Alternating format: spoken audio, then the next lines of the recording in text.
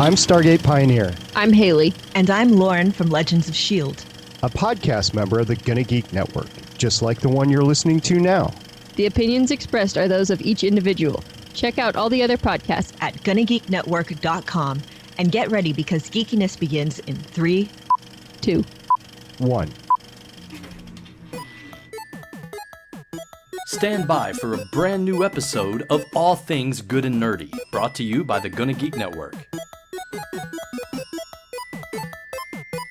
Bringing you the latest nerdy news and geekdom, here are the hosts of the show.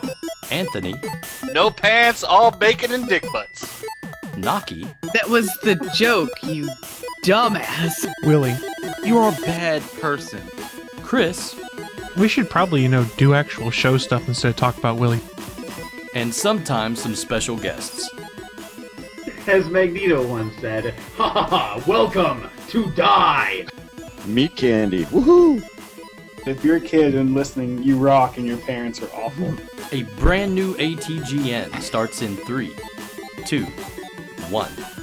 Hey everyone, and welcome to episode 250 of the All Things Good and Nerdy podcast, recorded live on Sunday, March 5th, 2017. And if we took like all the random half episodes we did, or just dumb episodes we numbered differently, we're probably up to like 270 or so. But this is technically the official episode 250 of the All Things Good and Nerdy podcast. We are a month short of being 5 years old. How scary is that? Basically, we didn't count our chromium or variant covers. Welcome to episode 250. Welcome to 90s comic edition of the All Things Good and Nerdy podcast, where you have your 6,000 variant covers. We'll be in kindergarten any day now, just like Sergeant Muffin says. I still can't believe I bought 10 copies of The Walking Dead 100. Jesus Christ. I remember you talking about that, actually, and me going... Wait, seriously? Dude. What? Yeah, they did. They had 10 different artists do 10 different covers for The Walking Dead. Only one of them was like a Jackass Chromium cover. The rest were just letting different artists do covers for the book, which is fantastic because they were beautiful covers. But yeah, they put out 10 of them for fucking The Walking Dead 100, and I bought them all. Oh, you poor bastard. Yeah. You poor bastard. You're not going to turn them over for any profit now. The bubble burst on those within 6 months of those books coming out. Because I remember going into local comic book shops, buy this bundle, every Walking Dead 100 cover. You can get this bundle for $200. And I was like, haha, no. Yeah, so I think I paid about $40 for it as they were coming off the shelf. So yeah, 200 was probably a bit an over-exaggeration by me, but nevertheless. There's probably an eBay or two that went for that price. Yeah, there probably was. That's all right. When if I do ever finally sell my Walking Dead collection, having that in there with them with issues, like 25 through whatever they're on now, 163. That'll bump up the price a little bit, having all the variants in there. It very well could. So like I was saying, welcome everyone to episode 250 of the show. It's a new week, sort of. I mean, we've just now shifted from using YouTube Live as our primary streaming source, so a big thank you to Sergeant Muffin One Dan over at Diamond Club TV for setting us up there. So it'll be very interesting for those of you in the chat room to realize that instead of the YouTube Live 20 to 30 seconds of delay between when we speak and when you hear us, we're down to like 5 to 7 seconds delay. So next time we play one of our games on this show, you'll probably be able to play a little easier along with us instead of me reading and going, was that an answer for 2 questions ago, this question, or are they somehow predicting my mind in the future of what's coming? I'm not really sure, but all right, so Dan clarified for me, 1 to 4 seconds for Flash Player, 6 to 9 for HTML5. Nevertheless, superior to YouTube Live. So thank you, Dan, for hooking us up with this. We really do appreciate it. And if this is your first time to the show, I'm sad to say one of our hosts is not with us today. She will hopefully be back next week. There was some other stuff that came up that had to be taken care of. So we hope Naki to be back next week. But you still have... Yes. Let's thank him because I got a game that everyone can play right now. Uh-oh. Is Willie wearing pants? Well, if they saw the pre-show, they know the answer to that. If you didn't see the pre-show, is Willie going to make an appearance? Oh, your Willie can't make an appearance. Better not. Because then I have to edit this before I upload it to YouTube. And I'm lazy. My, that makes... I get to make Chris do work? Come on, Professor Peniston, let's go. Oh, dear Lord. So like I was saying, this is episode 250. If you're new to the show, I'm Chris. Joining me today, my fellow co-hosts, one Anthony Bachman. Hello, hello. And of course, you all met Willie D. Nelson as he was talking about his companion. Professor Peniston, say his name. I was just going to leave it to you. Say because you say it so say much better than I do. Well, since you introduced... Rabble. Oh, shit. That's for Ramblecast. This is Ramblecast. That is correct. There was a promise made that when episode 250 came up, it would be Ramblecast. So my guess is I don't think it really changes anything other than the episode title. Pretty much. Yeah. I'm still going to have fun with it. But if you're new to this show, basically the premise of it is each week we're going to come to you guys with what we think is some of the coolest or the most interesting nerdy news that's out there. We're going to bitch and moan about it or compliment it as appropriate. And sometimes we'll play some games. We have some from time to time. I was going to try and set one up today, but I don't want to do it without Naki here. So next week we'll do round 2 of the Porn or Pony Challenge, I think. I already gave you a game. Is Willie wearing pants? Guesstimate. We'll find out. I don't want to play that game. We don't want to find out. It doesn't matter if you want to. You already are. Oh. Now you made Chris sad. I'm sad, guys. I mean, come on. Let's go. I've been here for just about a year and a half now. How many times has Chris already talked about my penis? What difference does this make for this week? Come on now. You know, it's not like I've really, by choice, talked about your penis. It's kind of my hand has been forced because you start talking about it and I go, we probably don't need to talk about Willie's dick. In fact, I probably have a bump for that somewhere. I don't remember. Yeah, I do. Here. We should probably, do actual show stuff instead of talk about Willie's dick. See, I told you I had one saved somewhere. Hey, I mean, we got to talk about what's trending currently, don't we? Well, Draftsman's asking, do we have to gamble that much? And I don't think your dick is trending, Willie. No, it definitely is not. I mean, it's early in the morning, and do we need to wake up to Willie's anatomy? Draftsman asks. That's sad because it's true. It's not trending. Your penis isn't trending. What does it even... All right, question then. What does it mean if your penis is trending? I don't understand the argument being made here. Someone explain it to me. It would mean that lots of people are talking about it. No, let me get my glasses on right quick. I cannot find them. Let me just go like this. Yes, Mr. Chris. Is this Professor Willie? This is Professor Willie, not to be confused with Professor Peniston. He's very in depth with his mastery degree. I walked right into that. But no, yes, you did. You did. But what it means to have your penis trending would mean that it's getting a lot of action. Go on. I'm done here. Oh, your penis is obviously not trending then. That was the joke I said earlier. I was trying to wrap it up. I don't know. I got nothing. Who uses condoms? Oh, God. Well, Willie, it's a good thing this is not recorded on the internet or anything for your eventual paternity suits that come your way. No shit. Oh, you think I'm fertile? Huh? Draftsman wonders about your credentials. He says they seem suspect. Do you wish to defend yourself before we get into the news? Let me get my glasses back on. Yes, I have no defense to that. I'm sorry about that. Glasses off. You're back. So in an effort to spare Willie some more shame, let's just roll into the news of the week. I'm used to it. Live from the ATGN studios on the internet, it's the news of the week. All right, welcome everyone to the news of the week. It's that time in the show where we run down what we think is the most interesting or the most controversial nerdy news of the last week. And as I look in the chat room, I see a hashtag Willie's dick in there.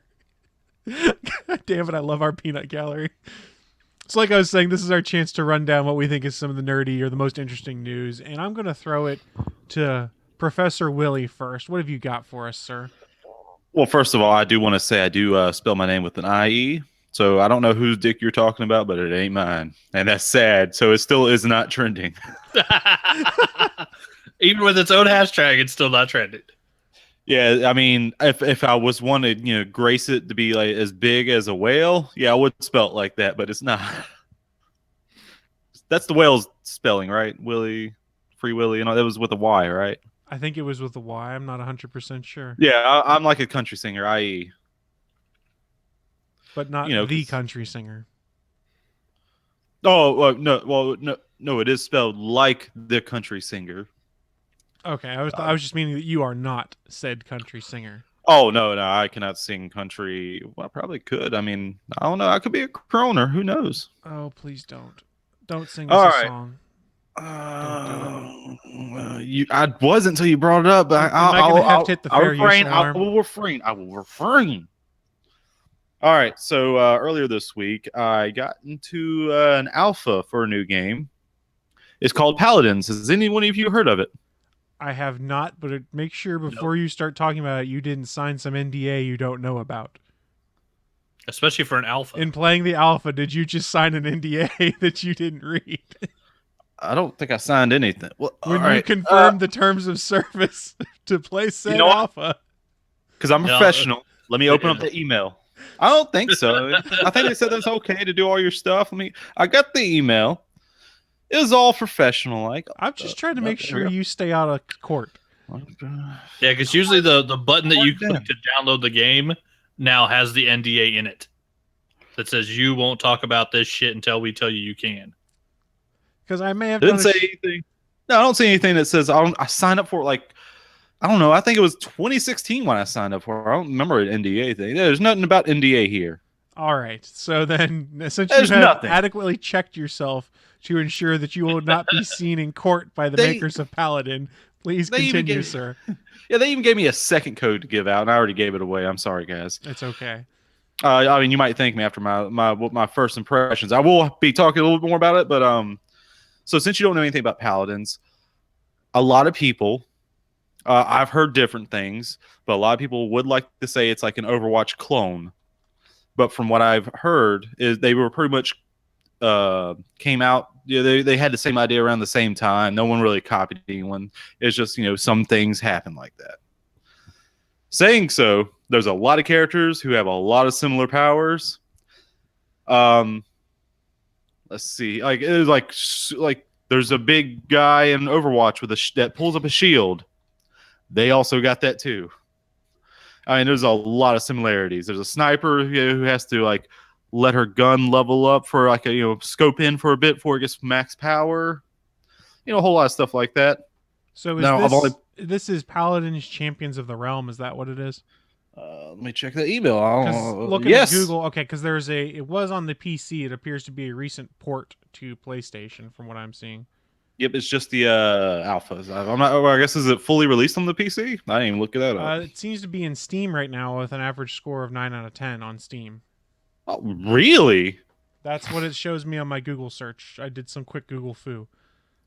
All right, well that's surprising because I mean, it just in my first little impressions, I will play it some more. This is just a rough draft of everything. Playing it for a couple hours. It doesn't have the same impact as Overwatch at all. Like playing Overwatch, you feel like a tactile feedback to what you're doing. Like, okay, I push this. I feel like my character is doing something. Does that make sense to you? I think so. And playing Paladins, everything seems hollow and empty. Like, I'm doing something. I don't know. It's like I'm seeing my thing hit him, but I don't really feel. It's not like I'm talking about the rumble in the controller. It's like I don't feel the impact I'm making in this match. Does that make sense? I think it does. So it's not quite the same experience as Overwatch, and maybe that's part of what's got your opinion a little soured on it, maybe? And a little bit more is it seems like it's definitely a freemium game. From what I see, I don't think they're going to be charging a price. I think it's going to be a free-to-play game. It appears to be free-to-play on PC. Yes, and a lot of the champions are locked. Like, you have to purchase them with in-game currency. I'm sure you can have a way to buy the in-game currency with real money. And in Overwatch, there is no pay-to-win model. The only thing you can really buy is upgrades to cosmetics. That's the only thing to unlock. In Paladins, there's unlocks for better weapons for your character. Changes a bit of the cosmetics, but it also does a boost in attack and stuff like that. Certain things. That seems like a pay to win type thing. But I'm definitely going to play a little bit more to give a more grounded review of it. So I went and checked some stuff on their Wikipedia page, at least to give you guys a little bit more background on it. It is by High Res Studios. It released an open beta in 16 September 2016, evidently on PC. Within a week of its release on Steam, it attracted 5.5 million downloads, one of the 10 most popular games by concurrent users on the Surface. In response to accusations that it was an Overwatch clone, High Res Chief Operating Officer Todd Harris said that Overwatch is not the inspiration for Paladins. The game that deserves most of the credit is Team Fortress 2. Both of them got it from that. Yeah, additional background. The closed beta on this began on November 17th, 2015, before going on to official beta on September 16th, 2016. So, like I said, I don't believe they really copied each other. A lot of people do say that. I wouldn't say that because from what I heard, they kind of started around the same time. Yeah, they're both just Battleborn clones. Oh my! Let's time out. Time out. I think you are the only one championing that game of Battleborn. I knew that would work. Chris, can I get a shut that shit down to himself? I cleaned out the soundboard. I don't actually have it on there at the moment. You can shut me down. Shut that shit down. Does that sound close enough? What the fuck was that? Additional background on this. It does look like it's coming to Mac OS X, Windows, obviously for the PC side of the house, PS4, and Xbox One. Now, whether that means you as an Xbox One gamer could game against a PC gamer or a PS4 gamer, I don't know any of that stuff right now. We'll see if that's actually going to happen. Does it let you try the different game modes in this, Willie? Because it says here there's different modes like Siege, Payload, Survival, Test Maps, things like that. I think I only have a button that says play. Okay, so really it's probably just on a random thing for and I did beta. Training too. And I think it's kind of set up like Overwatch from what I think, where like the different maps have different like objectives. Like in Overwatch, when you play a certain map, you have a certain objective. Sometimes there's King of the Hill. Like it depends upon the map you're on. Like you're not going to play escort the payload on a Nepal map. Nepal maps are three different maps, and they're all capture or King of the Hill type thing. So I'm guessing it's going to be set up like that. I still need to be a little bit more playthrough because I'm still learning like the maps and stuff. I only play a couple hours. So hopefully the person I gave my code to, they'll play with me. How long does that was one of the things I didn't like about Overwatch is not being able to choose what type of map or game you're playing. I found that annoying. Oh, you can now in custom games. Yeah. And you do get experience with the custom games. They just updated that. Oh, did they? Oh, yeah. I would have been talking about that.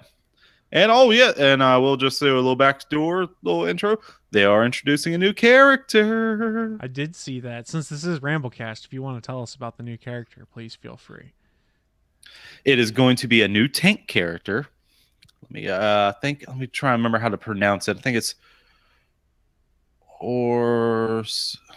let me just Google this. New over. Well, we'll come back to that then while Willie's. No, I got it right here. All right. It is. Oh God, how do I pronounce this? It's Orisa. Orisa. I think it's how they pronounce it. Orisa. I can't remember how he pronounced it. If I remember from the backstory of the character, it takes place in the city of Nubani in the game, where a little girl. Recently, let me start out with this.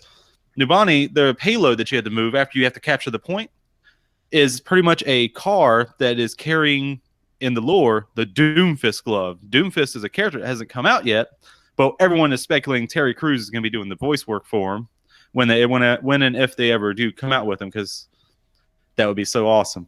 Hasn't Terry Crews been petitioning to be a voice in Overwatch? Oh, so hard. He's even has I think he was at some convention where he was actually doing some lines for somebody. It's on YouTube. It's hilarious.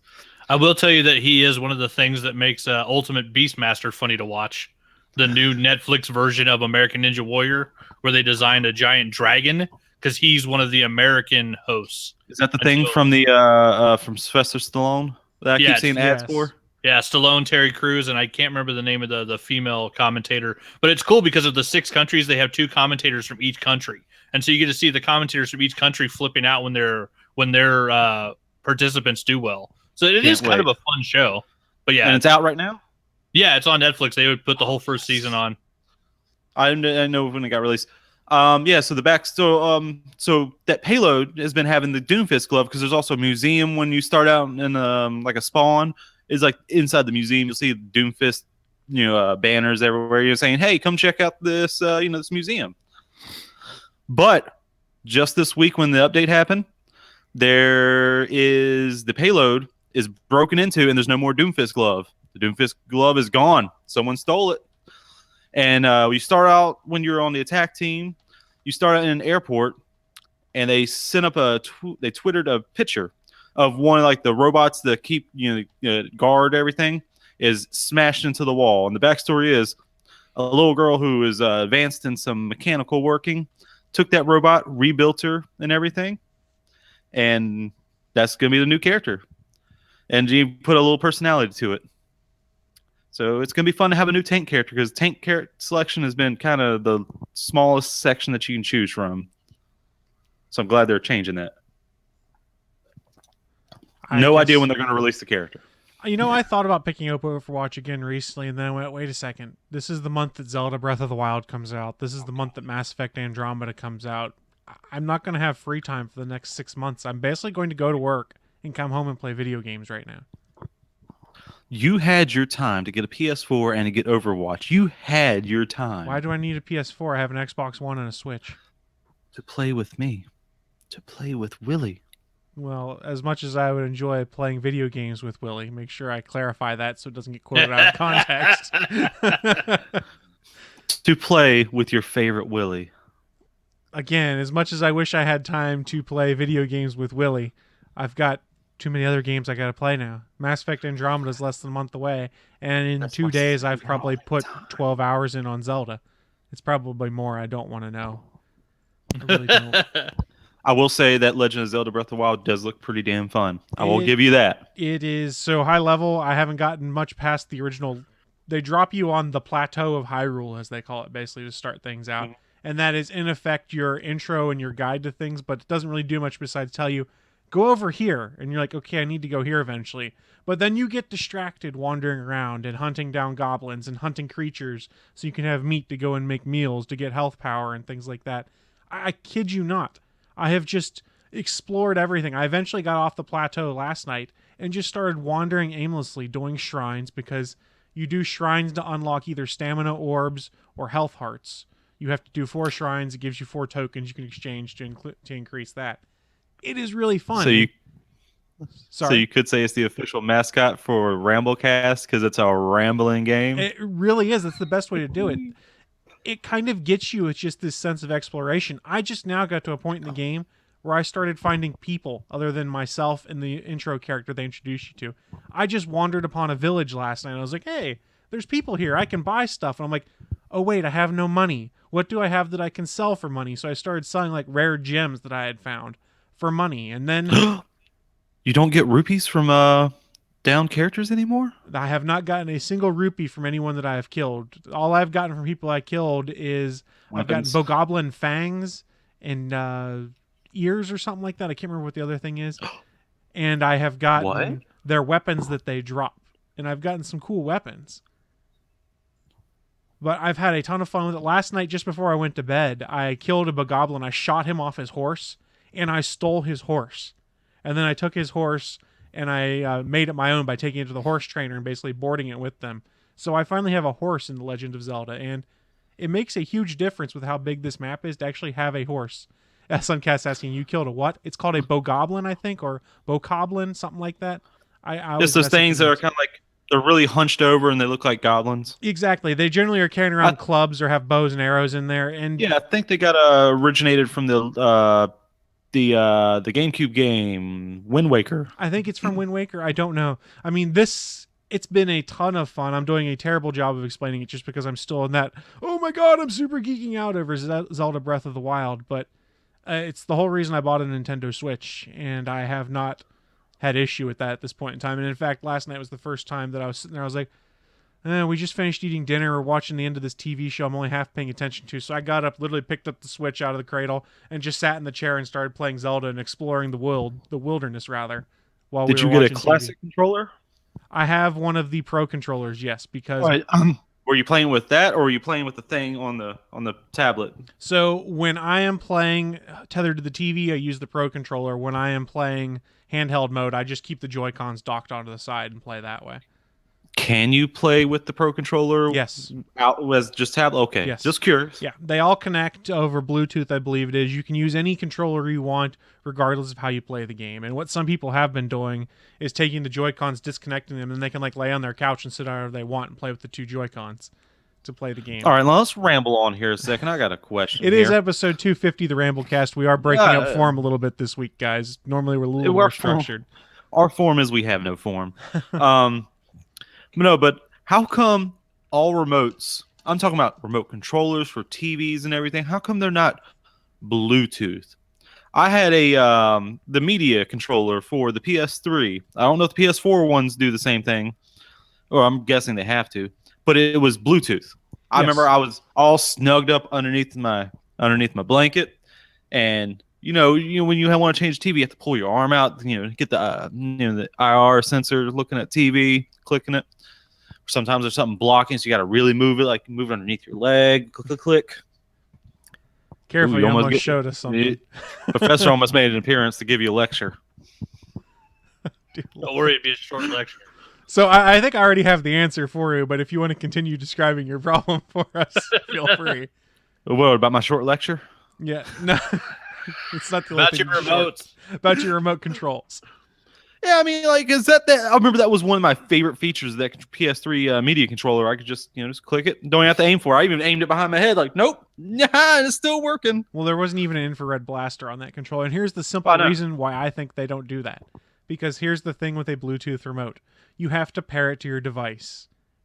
And it's not easy for everyone to figure out how to pair a device. So the simplest thing to do is stick with the tried and true infrared, where it's going to work regardless because they all operate with the same infrared codes or whatever for that TV. So that's the simple reason why I think they do that.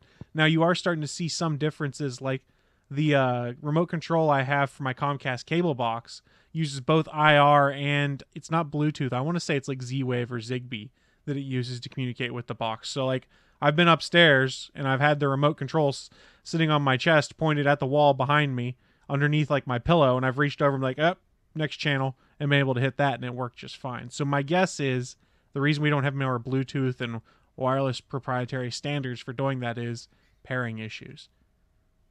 Plus, there's got to be cost. IR is what, 50-year-old technology at this point? But a lot of this that's just got to cost pennies on the dime. 20-year-old technology. Yeah, a lot of this stuff is cheap, though, anymore. You can throw Bluetooth at almost anything. All right. I was at the grocery store, and they had a meat thermometer for the grill that was Bluetooth. So you could literally just stick it into the meat, put it on the grill, and pull up your phone and check what the temperature of your meat was that you were grilling. I mean, it's ridiculous, some of the stuff they put Bluetooth in. Jesus Christ, we're lazy. I'm going to announce something. Let me put on my evil Willie hat. Oh, no. You said the reasons because people, you have trouble connecting it. Yes. I'm looking at you simpletons right now. Oh, God. Evolve or die. Don't fuck with my world. Let my world be my world. I'm done. They don't have to, because of advances in safety equipment and medical technology. Stupid children don't die anymore. They grow up and have stupid kids. So, Willie, get used to it. If you really want to start simplifying things for yourself, I mean, you could do what I've done, which is mass genocide. No. No. I was going to say home automation. Those have nothing in common. Well, when machines take over, I think they will. Quickly. Oh, dear Lord. I was going to say get a Logitech Harmony Home Hub, get an Amazon Echo or a Dot, and oh crap, I probably just triggered some people's devices, so my apologies. And then you can be like a word, because I can't say it. Turn on ESPN, and it turns on the TV. Alexa, order porn. Alexa, order porn. Stop. Do you know how much of a pain in the ass it is when people listen to a podcast on their Amazon device? Hold on. Do you hear that? Chris, what kind of porn would you like? Your usual porn? Well played. Sorry, go ahead. Well played. But since we are in the spirit of Ramblecast right now, and we're not actually doing normal structure, Amazon is actually working on making it so that it recognizes the voices of its owners, not just all voices, so that you can get around the fact that commercials accidentally ordered people dollhouses during the Super Bowl and things like that. Yeah. Yeah, because at some point they have to, between the Echo and the Google Home, they have to figure out some way to differentiate between a voice and the digital recording of a voice. Guys, I just got an email. I think I'm gonna get a visit from the NSA. I think they didn't like the mass genocide joke. None of us like the Are you mass kidding? genocide You're much more joke. likely to get. You're much more likely to get a visit for breaking your NDA. Yeah, that is also true. I'm gonna try and reel us back on track then, since we're in News of the Week, and go with what my news story was. And that is that Microsoft announced something that'll be coming in spring 2017. It's called the Xbox Game Pass. And when that drops for $9.99 a month, it's basically an all-you-can-eat of 100 different Xbox One and Xbox 360 games that you can play during that given month. Meaning that, say, some of the games they're showing previewed here are like Saints Row 4, Halo 5, Mad Max, Lego Batman, the Mega Man Collection, Gears of War, Fable 3. There's a ton of different games. But the basic premise here is, when Game Pass starts in the spring, you pay your $10 a month, you go on the Game Pass page in Xbox Live and you say, I want to play that game. It downloads it to your hard drive. You play it as much as you want or as little as you want, and you can do that with any of those games that'll be on Game Pass. So it's basically Netflix for video games is the best way to put it, but without the need for a disc to come to you. So it's kind of a shot at GameFly. It's kind of a shot at what PlayStation Network's doing with their cloud-based gaming, if I recall correctly. But the main difference... PS Now, excuse me. The main difference here is GameFly still a thing? GameFly is still a thing, yes. The main difference with this one, though, is it downloads the game to your hard drive. So once it's downloaded, you can play. You don't have to worry about rendering or internet connections or anything like that. Excuse me, cloud rendering, I mean. This is going to be blasphemy for what you guys know of me. Xbox has this down. Sorry, PlayStation. You fucked up with that, having it only streaming. That download feature, fucking perfect. It's pretty much the same thing as PS Now, except for the fact that you can download your game and don't have to worry about your internet speeds. Well, you know why they did the PlayStation Now and the cloud stuff, right? Because they bought Genkai? Gaikai or something like that. But it's also, and I probably butchered the pronunciation, sorry chat room on that one, but it's also the fact that there's not native backwards compatibility on the PS4 to play PS3 games. So to get around that, they do all the rendering in the cloud and then push it down to your device. What they're doing with Game Pass here makes use of the fact that they made the Xbox One backwards compatible with a variety of games. Yep. So literally, they just send you the game and you play it. Now, I really need to fix that. I didn't dig through on here well enough to see the one thing that had me concerned, and I need to do some research because I didn't see it in the article on the Microsoft website, is what happens when you download one of these games and then say, I go over to my buddy's house and take my Xbox, and I don't connect to his Wi-Fi there. Can I still play one of those games I'm getting through the Game Pass service? That I don't know, and that could potentially be an inconvenience, if not a problem. Awkward silence. No one else thinks I'm right. No, I mean it could be problematic because depending on if you're moving it to another internet connection, does it screw things up? And they did also say on this that, in addition, all Xbox One games in the catalog and related add-ons will be available to purchase at an exclusive discount for Game Pass members. I'd seen somewhere online that they theorized, and I can't remember if this was official or not where I read it, 20% off if you're a Game Pass subscriber and you decide to permanently buy one of the games you were renting through the service. Xbox is doing their job really well right now. I will give them that. I mean, hell, this is a good movement for all video gamers. Hopefully this gets Sony, up on their ass and, getting shit done.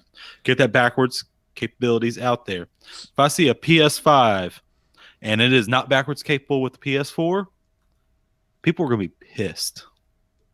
Well, I mean, most of the devices out there, backwards compatibility is not really a normal thing you see. Remember, Xbox 360 was backwards compatible to Xbox, the original one. PS3 could play PS2 games, but only some of the early launch PS3s could do it. I did not have one. I got the one just after they started doing that, the 40 gig that they started doing. I was kind of angry about that, but I'm past that because I had some PS2 games, namely one of my favorite ones that will probably never give it a re-release on like a classic or anything like that download. Test Drive Evo Destruction, the best racing demolition game there ever was, is, and will be. So I think it's a good idea what they've done here. But remember, Microsoft has always been a bit more open about wanting to be backwards compatible. If you go and look at PlayStation, they sort of did it with the PS4 being able to play PS3 games in the cloud.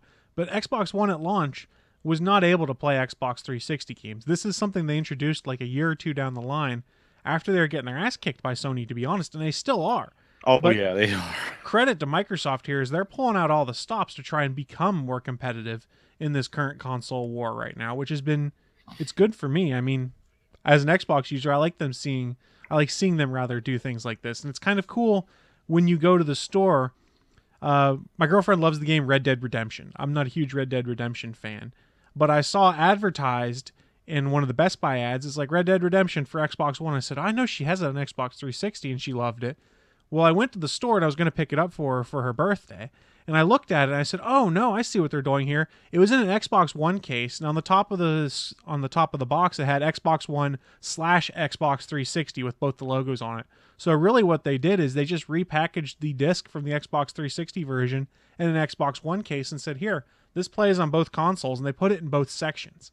It's kind of a cool move, and it kind of gives a second life to some of these last gen games that people still love.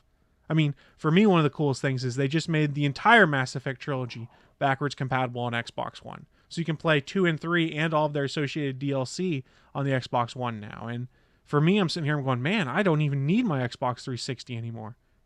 Yeah, pretty much. That's why I sold my GameCube when I got the Wii. And the virtual console stuff is very interesting in that hopefully they start putting out more games. That's been one of my complaints with the Switch is there's no virtual console yet. I'm okay with that. I mean, how many times you got to buy Super Mario? Well, I would love to play some of those Wii U games or GameCube games I never had a chance to play if they mapped over. And honestly, some of the classics I wouldn't mind playing again also because it's been years since I played them.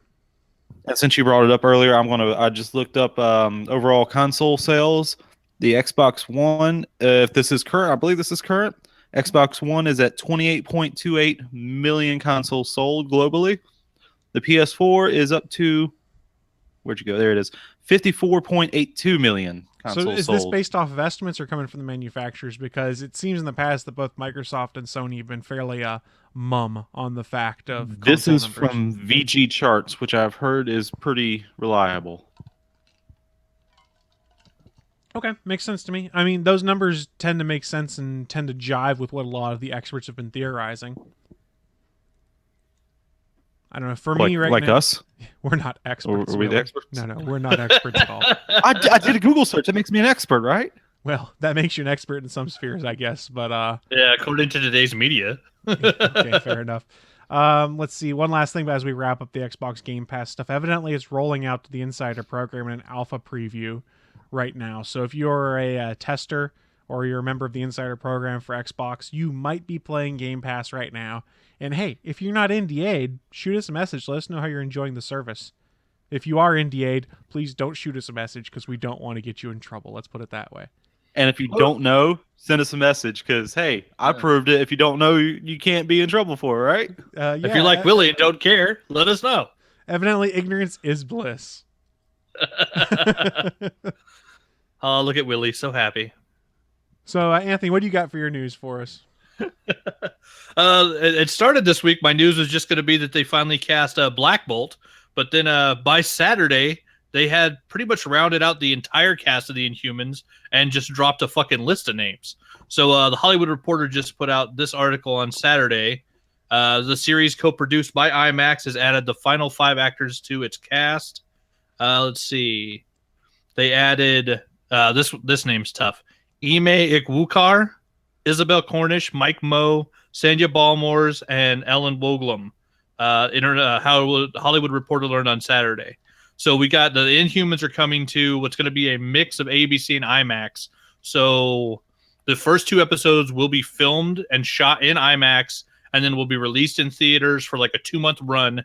And then those extended episodes will later be replayed on ABC when the show goes live on television. And then supposedly throughout the course of the show, when they do special episodes, they will shoot those episodes in IMAX and they will be released in theaters first. and so they're going to try to do a back and forth thing with the technology, which if they do it right, could be really cool. Which we haven't seen it done correctly yet. I don't think on any of the IMAX stuff, because didn't they do an Agents of S.H.I.E.L.D. where you could go see a preview in IMAX? I don't remember. First episode, the very first episode, I think. Maybe, because I know they've tried it before, but yeah, this is going to be something where it's literally going to be the first 2 episodes will be shot in IMAX and will be shown in IMAX theaters. For those that don't know, excuse me, basically because of the deal between Marvel and Fox, where Fox owns the right to the X-Men, Fox also owns the rights to all mutants. So what the writers at Marvel for the MCU, the Marvel TV universe, and the movie universe, which are still technically combined, what they had to do to replace all mutants was come up with the idea that, okay, everybody that we've ever thought of was a mutant was actually just an Inhuman. Inhumans are biological descendants of an alien species that came to Earth eons ago, made some slaves with superpowers, and then left them behind. Excuse me. So those people intermingled with the human race. Eventually, like the trace of them being superpowered pretty much went away. But what it caused was that everybody who has an Inhuman ancestor, if you have a small bit of that DNA in your body, if you are exposed to Terrigenesis, you go into a cocoon, bust out, and you wake up with superpowers, you become an Inhuman. So the Marvel writers basically just swap mutants for Inhumans in the television and the movie universe. Now the Inhuman show is going to be based on the royal family. So this is the family that has basically been running the Inhumans as a I don't know, almost like their own X-Men team kind of. But it's a royal family where you have a king and a queen. You have, actual royalty that are in charge. And the awesome thing is that you have Black Bolt, which, for people that don't know, Black Bolt has one of the coolest superpowers ever because basically if he says anything, he can kill anybody. He has the most powerful sonic scream in comics. And his whisper can level a mountain. Yeah, that's what they always say is his whisper can level a mountain. He took out the Hulk on the moon where there's no atmosphere by yelling at him. Are we talking about World War Hulk? Because he did not. He did too. No, he did not. He came in as like, fuck you. How'd that go again? Yeah, Black Bolt's Fuck awesome. you! And the actor they got to play him is Anson Mount. He was known for a while basically for doing the Britney Spears Crossroads movie. And the really, that was his claim to fame. That was is that your go-to? Is that really your go-to? That was his claim to fame until he got on a nice little show called Hell on Wheels, where he has been the main character, and he is a badass. During the first season of Hell on Wheels, I basically saw that show and thought that this was the guy who should play Roland for the Dark Tower series, the Gunslinger movies, because in the first episode of Hell on Wheels, he basically is Roland the Gunslinger. He comes into town, murders a bunch of people, and kicks some ass. So we're not gonna go past this so quickly. The first thing you bring up is Crossroads instead of Hell on Wheels. I just thought it was funny. When I started watching Hell on Wheels, I looked him up on IMDb, and it's like claim to fame because you have those 4 things you're famous for, and the first one on there was Crossroads, the Britney Spears movie. And like, by that he means when he saw Hell on Wheels, he went, "Isn't that dude from Crossroads? I love that movie." Exactly. Honestly, that's what I've not seen. But since Anson Mount's in it now, I know I would actually watch it. Oh, you're full of shit. The guy's a hell of an actor. You are full of shit. I dare you. I dare you to watch Crossroads this week and come back next week and give us a report of your opinions on it. If it's on Netflix, I will watch it. No, you go out and you pay $2. I will not pay. You buy that damn DVD. How about you buy it and send it to me? I'll watch it. I'm looking to see how much it costs right now to figure out whether I've got enough, whether I've got the FU money to send it to you. I give it a generous amount of $2. Okay, so we got Anson Mount's playing Black Bolt. So Anson Mount gets to have the toughest role, one of the toughest roles in the series, because basically he won't be talking. So he has to do everything in character with just giving people dirty looks and looking smug or looking angry. So it's going to be a weird thing where, as an actor, like he has his work cut out for him. Because, I mean, even, Tom Hardy as Bane, he had to portray everything through his eyes because his mouth was covered. But he's still got to talk. He's still got to hear his voice. Anson Mount, will have his face probably partially covered depending on how they do the outfits. But, yeah, he's going to have to do everything just through looks because he won't be allowed to talk to anybody.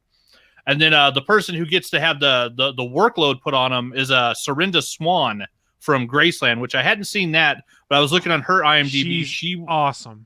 She's Aphrodite from Percy Jackson and the Lightning Thief. And so I remember her from that. More importantly, she was Zatanna Zatara in Smallville.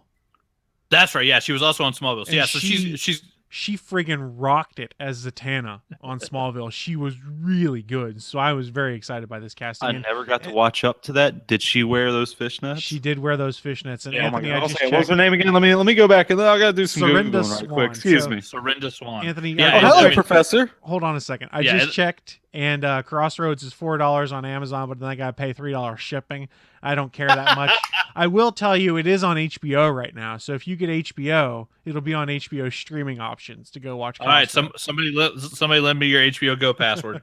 Oh my! Hello, Google. Yeah. She's gorgeous. So imagine that chick in a gigantic red wig, because Medusa's superpower is she has tactile hair. Basically, her hair is like tentacles, and she can like kick people's ass with it.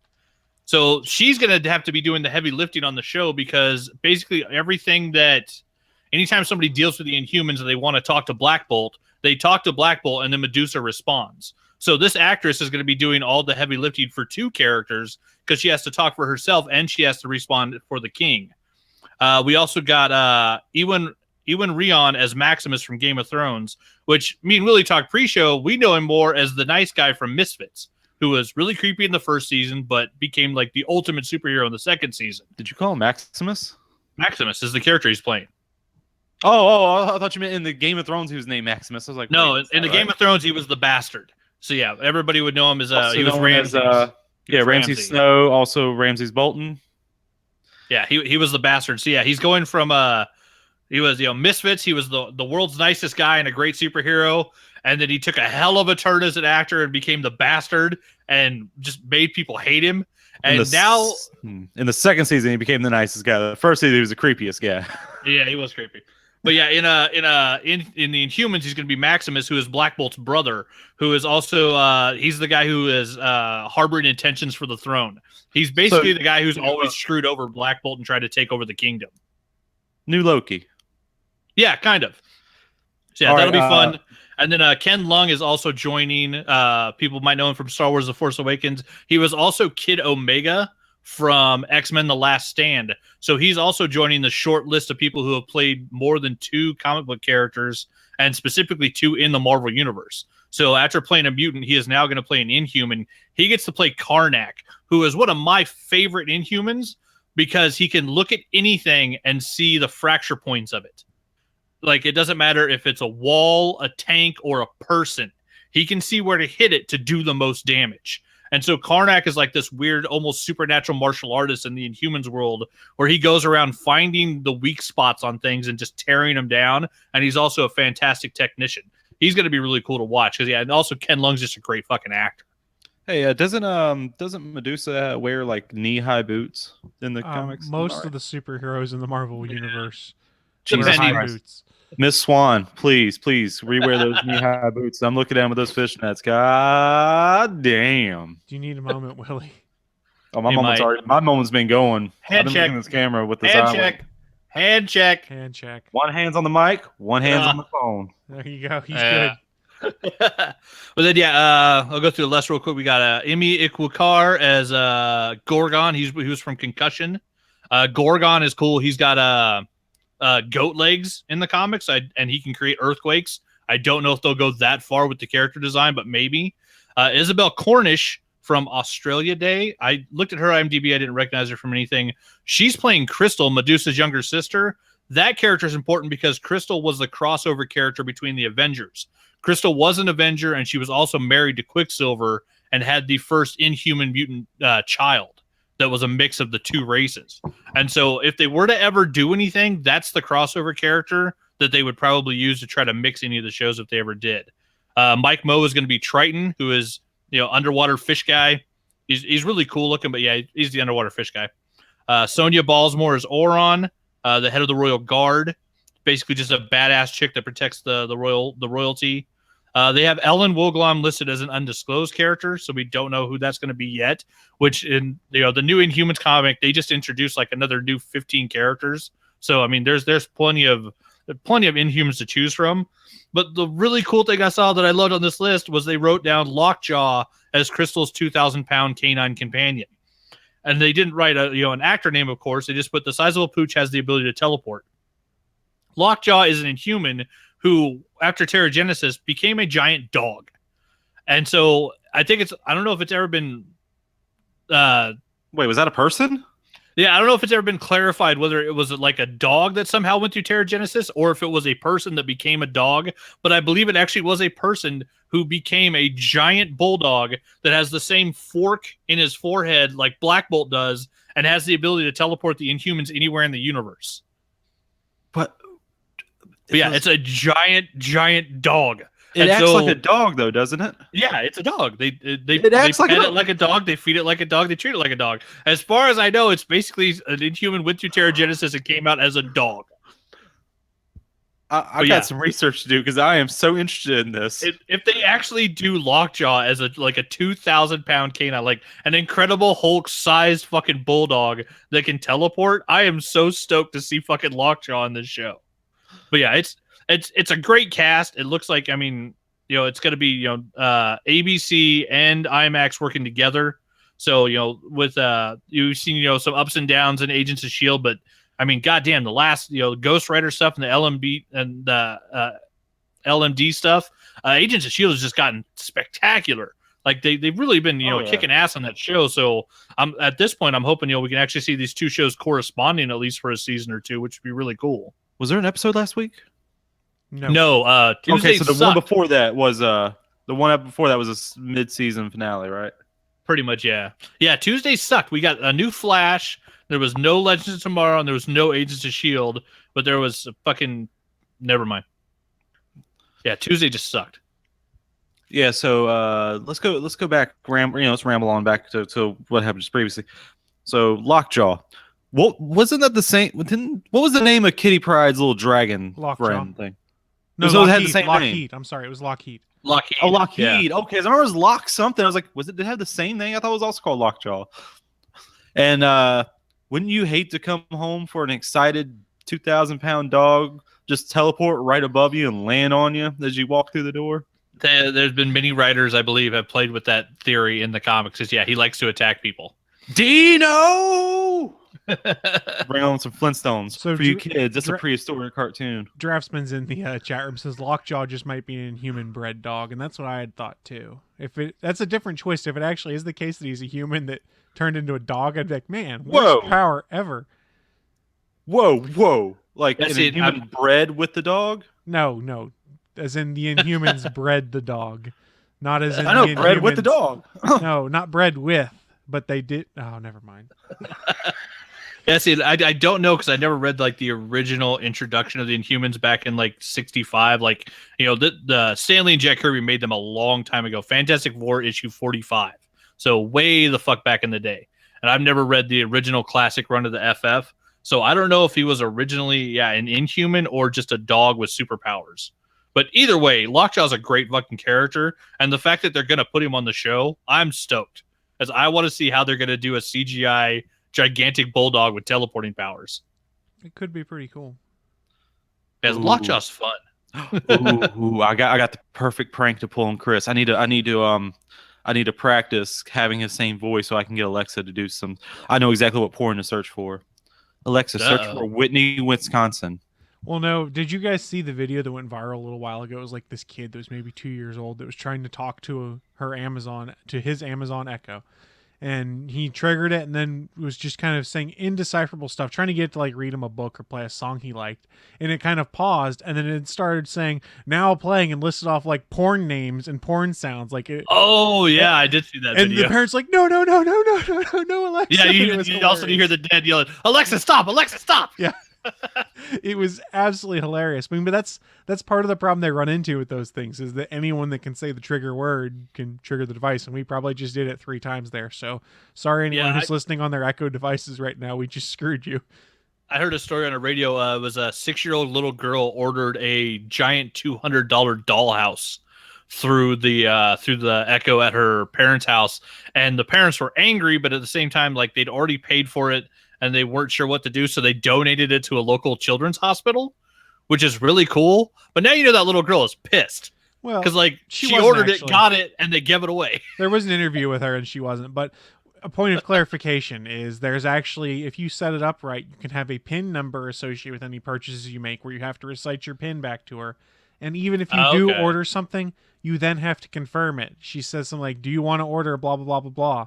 And you have to say yes. And then it will put the order through and then send you an email. So the parents would have gotten an email with the order and could have been like, what the crap? Cancel. And it would have refunded their money. So I wondered if they were going to start putting like basically safety precautions on there. Because that sounds very dangerous. Yes. All right, guys. I have a quick question here. A Ramblecast. Just a little quick question for you guys. Did you guys growing up ever get in trouble for having porn? No. I never Did you even have porn? Hell yeah. I'm talking to Chris here. I'm old enough. I had porn. I grew up in Europe. What the hell do you think? And I know you grew up in Europe. I did not know. But anyway, you know how easy it is to buy porn in Europe? It's in the gas stations, like right next to the checkout counter if you really want it. It's at Sheets too. I think there's porn. Yeah, there's Playboys and Sheets. Gas station. Anyway, I always wonder, like, why do parents have their kids get in trouble for having porn? I mean, it's just a natural thing. I don't understand it. But also, that also rambled on another question. Have you guys ever heard of, finding porn in the woods? Yes. Yep.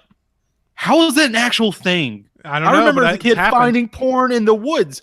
Like, who just leaves porn in the woods? Nice people. Who the hell is gonna think? Oh, some lucky kid's gonna walk by here and find this. People that used to live near my apartment complex when I was a kid, because they left a box of porn out in the woods. A box of porn? Was it waterlogged? The top couple of magazines were pretty ruined. Not in water. I knew that was coming. No, the rest were ruined for something else, but the top couple were just waterlogged. I mean, I still don't understand how this is a thing. Even in the late 90s, this happened to me. Like, how? I don't think it's a thing anymore, but yeah, it used to be a thing. Yeah, there's a little thing called the internet, which has kind of gotten rid of the need to go and buy paper porn. It's the new woods.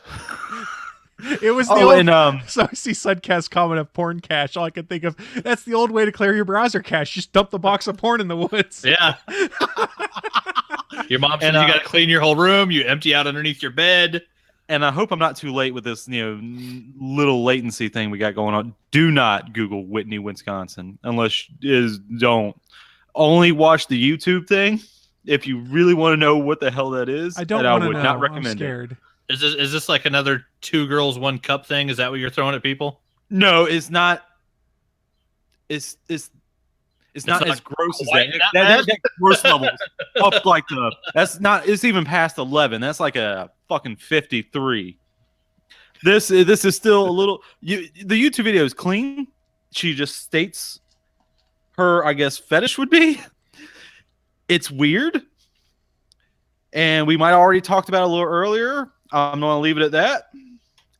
So, hey, it's very fucking weird. So here's how we transition off of that point of awkwardness. It's that time in the show where we like to remind you guys that the All Things Good and Nerdy podcast is in fact part of a network of podcasts that you can find over at GonnaGeek.com or GonnaGeekNetwork.com. There is 18 or 19 different podcasts on a variety of topics. Some of them could be just general geek culture, tips on how to be a better podcaster, hobby podcaster that is, or about specific TV shows like, I don't know, Arrow, or even this show that Willie's going to tell you about. This week, I would like to talk to you guys about Legends of S.H.I.E.L.D., episode 163, titled Self-Control. Something we don't have. Director LMD, Stargate Pioneer, Agent Haley, and Agent Lauren chat about the Agents of S.H.I.E.L.D. mid-season spring break finale episode, Self-Control. The trio speculate wildly on what just happened with the LMDs and what's going to happen with the Matrix-like framework for the rest of the season. Tune in to find out how the cast of Agents of S.H.I.E.L.D. would fit into The Little Mermaid and why the Little House on the Prairie book is SP's favorite. Before I give it back to you, Chris, it sounds like they're having a very well done Ramblecast just like we are. And back to you, Chris. Well, thank you, Willie, for helping out with the network promotion side of things. Don't forget, GonnaGeekNetwork.com. You can find all the awesome shows that make up the network there. And as we wrap things up, each week we try to wrap things up a little bit called What I'm Into. It's our chance to share with you guys just what kind of geeky and nerdy stuff we've been getting into. And I'm pretty sure I know that 2 out of the 3 of us saw Logan. So I mentioned that because there was a question in the chat room from the Life Otaku who said, I got here late. Did you all see the Deadpool teaser?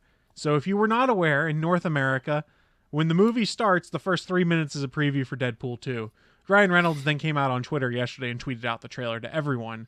So if you really want, you can go and watch the Deadpool 2 trailer. It's pretty damn funny, has a pretty decent riff on making fun of Superman and some other superhero tropes, and Ryan Reynolds continues to be absolutely hilarious as the Merc with a Mouth. And what Ryan Reynolds tweeted out was a longer version than what I saw in the theaters. Yes. But that was pretty cool. It's a nice little preview you get. And we did mention Logan here. Normally we try and talk spoiler-free about a movie the week it comes out. We didn't even touch it today. Next week we'll probably talk about Logan a little bit. It's a good movie. If you haven't seen it, go see it. And it is rated R for a reason, because it's violent, there's cursing. So don't be like the people that took their 9 and 10-year-old kids to go see it in my theater. They are probably scarred for life. It's okay. Bring little Johnny. He'll be all right. He'll adapt and survive or die. Thank you for that, Willie.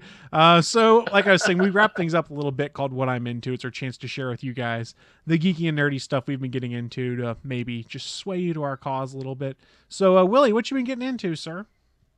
Paladins, and still recuperating from the winter beer Olympics last week. But I am working on a little small project on my YouTube. I'm going to make this. I want to make this into a big thing. You guys have already seen a couple pictures of it, but I hope you will watch it with me after we close out the post show and everything. I have a short. It's going to be deleted today. A short little preview of what I've been doing on my YouTube. I'm not even sure if it's youtube.com/South Porky or Willie Nelson. I can't find out. I don't know how to find out. But because I think someone already has the South Porky there because they messaged. I don't know. It's weird. Just look up at South Porky and it'll probably pop up with something in mine.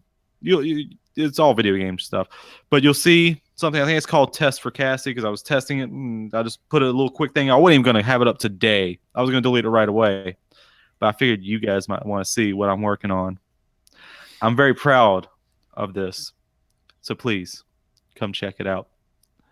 I know I give you exactly coordinates to go to, but I know you guys are smart. You will survive. So Suncast has said that Willie has also been geocaching for porn. Which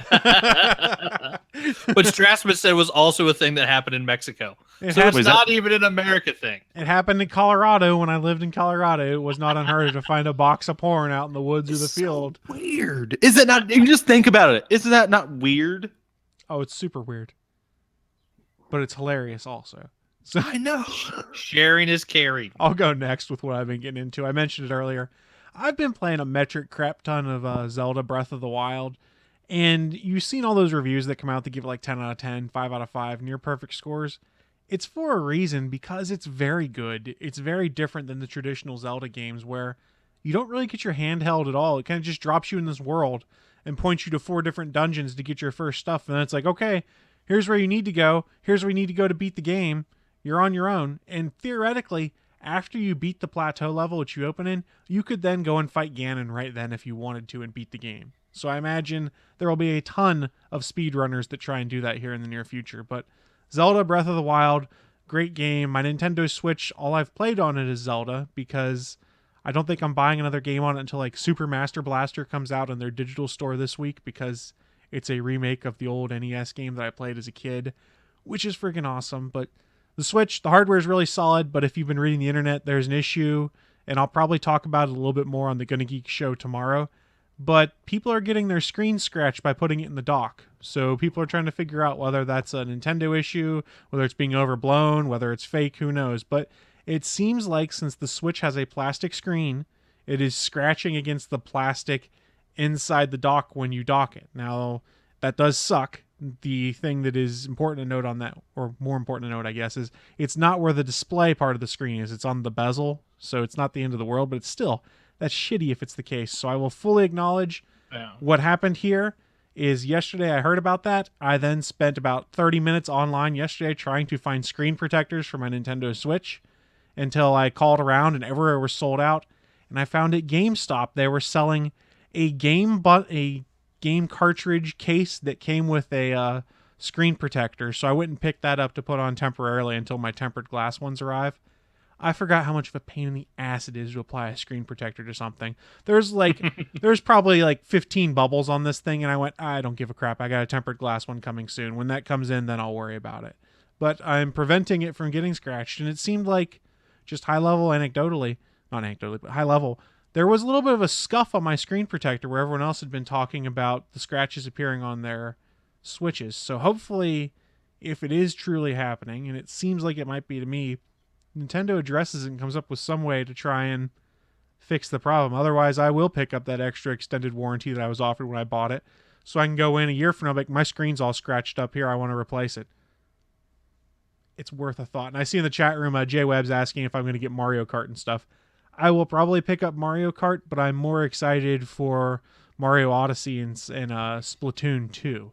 Mario Kart, since it's just a remake of what came out on Wii U, is probably not a must-have buy originally for me, and there's also the fact to consider of I've got Zelda and Mass Effect Andromeda to play over the next few months, and that's going to take all of my time. So is the screen on the Switch a touchscreen? It is a capacitive touchscreen, but the cover over top of the screen is plastic versus glass. And here's the engineering design behind that, is because that flexes more. Remember, if you drop your cell phone right now, your screen shatters and it might stay intact, but your screen's not going to scratch up. So they made the decision to go with plastic, because plastic will give when it hits the ground when kids drop it. That's probably a lot cheaper too than trying to put Gorilla Glass in every one of those. There's at also that size. that too, but there's a thing as Gorilla Glass. Yeah, there's like it's up to Gorilla Glass 4 or 5 now, I think, on phones. I did not know this. That's what the glass is in your cell phones. Generally, it's called Gorilla Glass. And one last note before I transition off what I've been getting into is I pre-order a lot of my games on Amazon because I'm an Amazon Prime customer. So you get like 20% off new game purchases, plus their pre-order guarantee that if the price drops before you buy it, we'll give you the difference. So I actually got a refund from Amazon for 9 cents because prior to Breath of the Wild going out and on actual sale, they dropped the price 9 cents on Amazon. So they gave me a 9-cent refund yesterday. Well, the question is, did they put it in your account or did they send you a check? They put it in my Amazon account. So I now have 9 cents sitting on my Amazon account for the next purchase I make, which is pretty damn funny. But like I said, I'll probably talk more about the Switch tomorrow on the Gonna Geek show, but I'm pretty happy with it so far. But again, it's just a Zelda machine for me right now because there's not a lot of games. God, it looks so fun. I will give you that. Breath of the Wild. I am tempted. It does look good. I will give you that. You can't find a Switch right now. So what was also brought up to me to one guy, he keeps asking, did you get it on the Switch or did you get it for the Wii U? And I said, well, why would I get it on the Wii U? Because a pre-owned Wii U is basically the price of a Switch right now. How much is it for a new Wii U? They don't even make them anymore. So if you I have my pulse on I have my finger on the pulse of the stuff and things.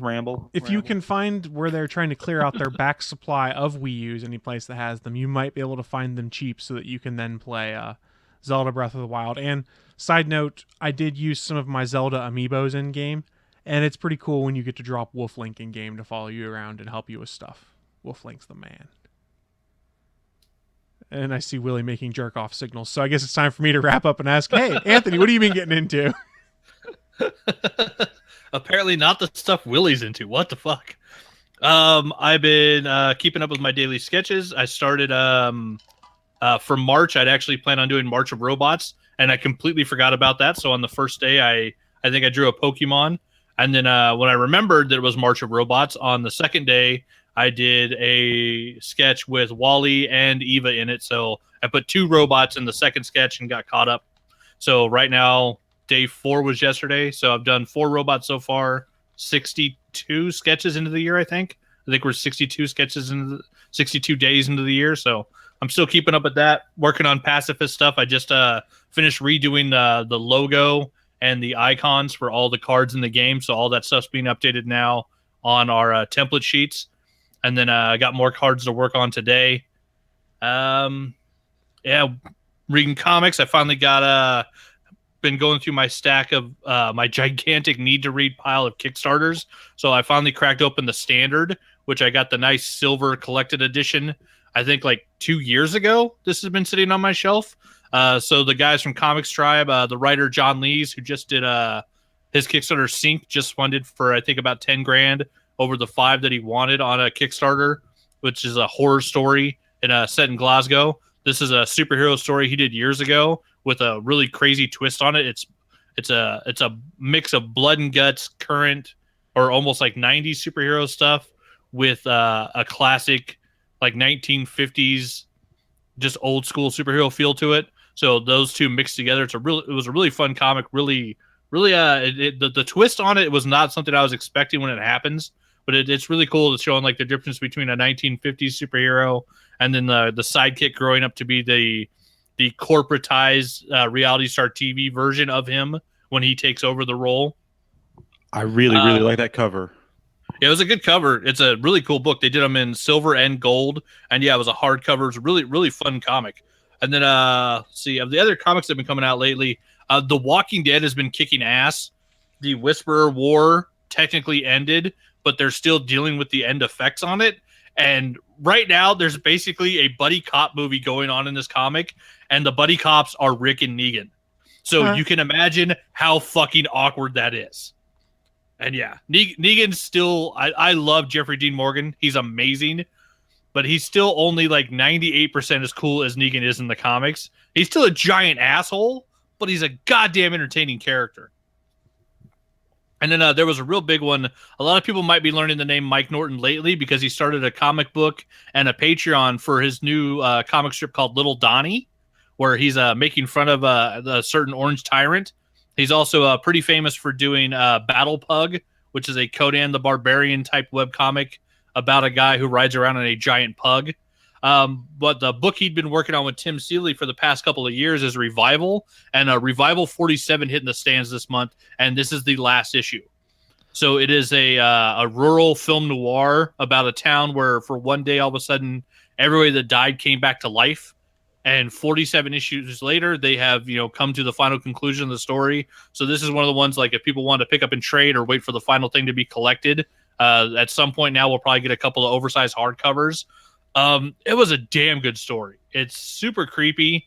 And now that it's done, it's one I want to go back and read the whole thing because it's so intricate and there's so many people in this town. They basically wrote like a Stephen King novel out in 47 issues of a comic.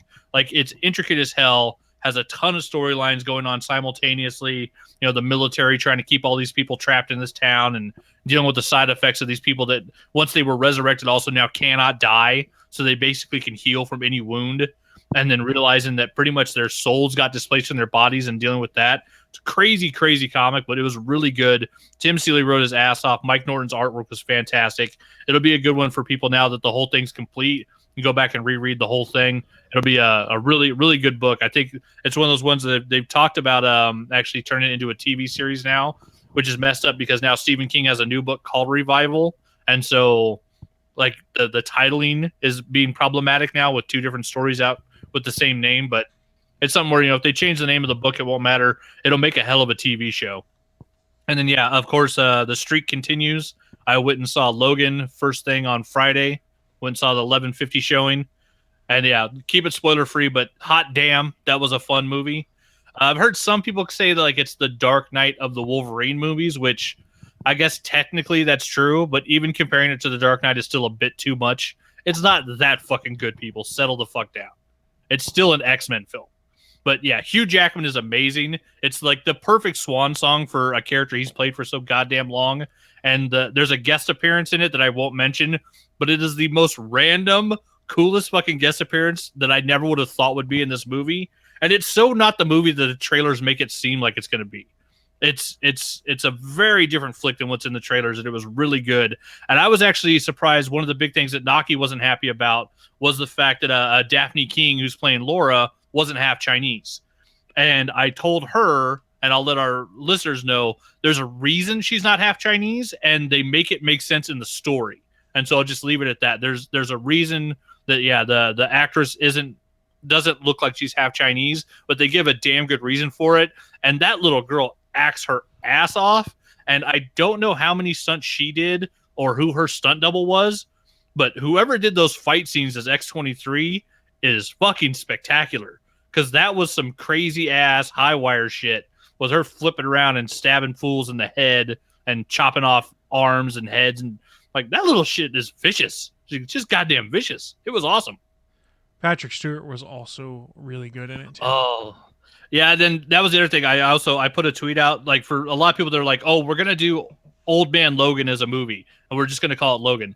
This movie is 98% not Old Man Logan. It basically doesn't have shit to do with the comic of Old Man Logan, other than one thing that they refer to, and they even changed that. So I'll leave it at that. That I was kind of disappointed with, how they shifted the blame on something. But yeah, it's absolutely not Old Man Logan. But it is a good story. It's a good movie. It's really fun. I'll probably catch it at least one more time in the theaters. But yeah, Blade to Logan. The streak continues.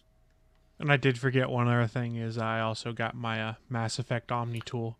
Oh yeah, which you might have seen over my shoulder. Which also, oh yeah, it's a fucking Omni blade too. Is it sharp? Not That's really. what Chris picks his nose with now. It is. Well, no. You need to sharpen it so you can kill the What? simple. I gotta kill this one.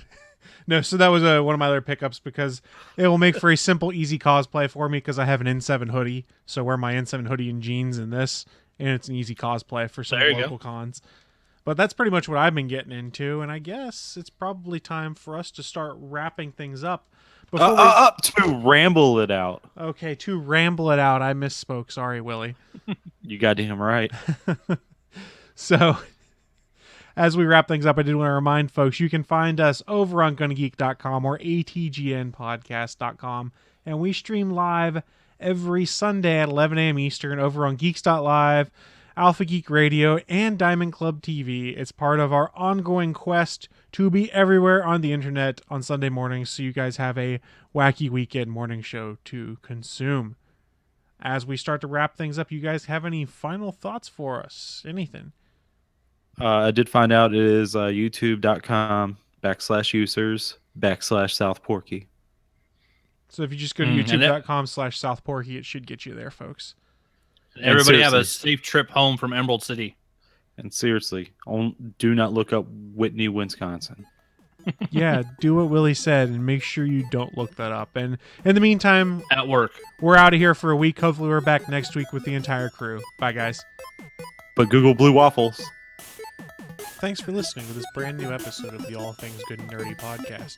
Don't forget, we'll be back next Sunday live at 11 a.m. Eastern, 10 a.m. Central over at live.atgnpodcast.com, channel 3 of the Alpha Geek Radio app, and over at our network home at GonnaGeek.com/live.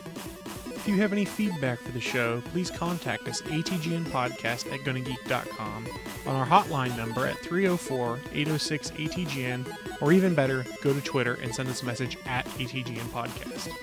The music you've heard in this show is produced by Kevin MacLeod and can be found at Incompetech.com.